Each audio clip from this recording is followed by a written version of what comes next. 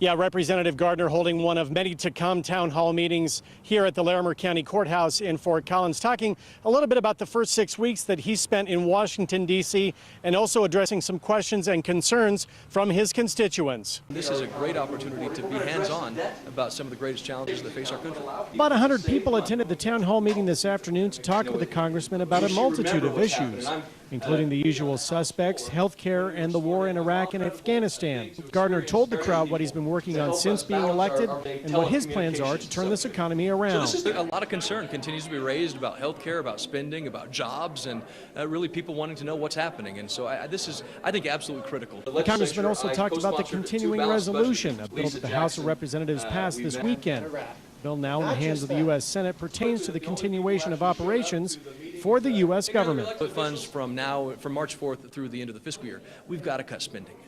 This country is broke, and we've got to do it now in the continuing resolution, and then continue that conversation on through the budget and appropriations bills that will follow.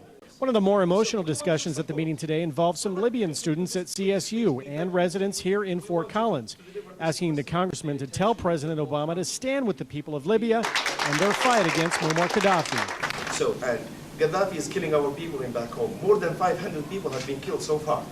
And it's really breaking my heart that Obama will not come outside and say not even a single word. Some applauded the congressman for what he's done so far and the direction he's headed, but others don't feel he's doing enough. It's $2 billion a week in Afghanistan, in a country that has a GDP of $14 billion a year, and we're spending 10 times their GDP for what? You know, I mean, it's the longest war in the history of this country, and I think we'd be better served spending that money in this country. Now, the congressman will continue his tour of the district here over the next week, meeting in several towns to discuss the same issues, same concerns that other folks have here in Colorado before returning back to Washington, D.C. Reporting in Fort Collins, Tom Livingston, Northern Colorado 5.